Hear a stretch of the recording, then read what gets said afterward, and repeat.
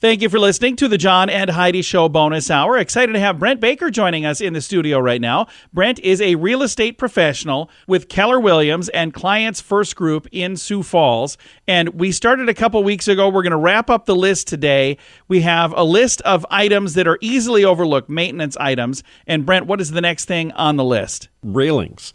Railings can be loose at times, and it's not a good thing for a safety factor. Also, it's just another annoying thing like the loose doorknob. Yeah. So tighten up the railings, and if it's like at the corner of a stair or whatever, there again, if it's stained woodwork, it's a newel post, rub it with some Old English, or, if it's really had a lot of hand touching, you might need some Murphy's oil soap to get that hand oil off and to clean the dirt out of the wood. There you go. Water heater. Water heaters sometimes will fail within a few years, and sometimes I've sold houses with 30-year-old water heaters, and you just go, how can this be? Yeah. But aside from the age, they're supposed to be flushed. And I don't flush mine every year, but I try to do it every 2 to 3 years. I turn the water flow off. I turn the heat off to it, whether, in my case, gas. But if you have an electric, flip the breaker and then let it drain. Yeah. If you're going to be home for an extended period, or start it draining before you leave, come home, shut the valve off and then start filling it. And when it's filled, turn the heat on. Yeah.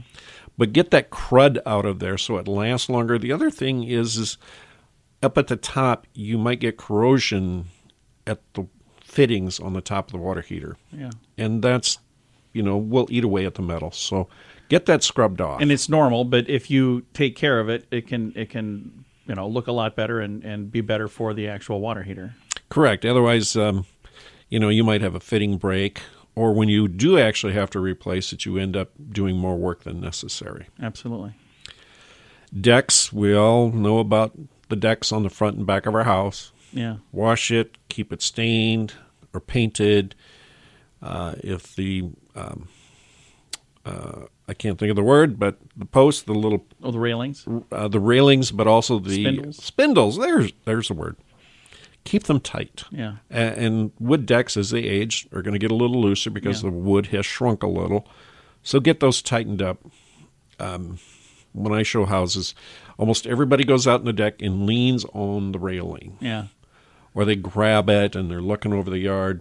So tighten those up and keep them sanded and painted, because it's an issue that comes up over and over. Absolutely. Chimney and sewer stacks. Not very glamorous, but they have rubber boots around them if you have a modern home. If you have an old brick house, you'll have flashing around that brick chimney, that block chimney. So you need to make sure that is still secured well to the house and sealed to the shingles, the chimney, whatever. If you have a newer home, and when I say newer, I mean my house was built in 1975. I have a metal chimney with a rubber boot around it. Yeah. And there's some metal flashing. So every so many years you need to go up there and check that flashing to make sure it's still in good condition, that the nails are covered with some silicone, and that the boot is still good in sealing around the chimney so you don't have moisture coming in. Same for a sewer stack. Yeah. You just don't want the moisture coming in past and creating some issues within your house. Absolutely. And, a lot of people will say, well, why do I have to do this? Why can't the buyer work around it? Yeah. Well, do you want a premium price for your home? Yes.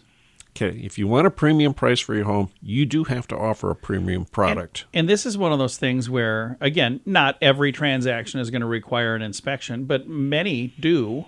And if some of these things turn up on that inspection, that's going to cause a difference in price or could even blow the sale altogether. So if you go through and do this, or have an inspection done, so I've got a checklist of what I need to get done, and then it fixed, all of these things came up and I fixed them all. But many of these are things that wouldn't even show up on an inspection, making sure that there's not scratches in woodwork and making things look. That's more of a visual thing that's going to make it more valuable in your mind, because when you're looking at it, it looks better and it shows better. So I think that all makes a big difference too. Correct. some things don't necessarily gain you dollars, but they make it easier to sell. Yeah. And even as a homeowner not looking to sell, you still need to do these things. Yeah. And then you can enjoy the home. So, Oh, what an ironic thing. I know. What a thing to say. a crazy thing.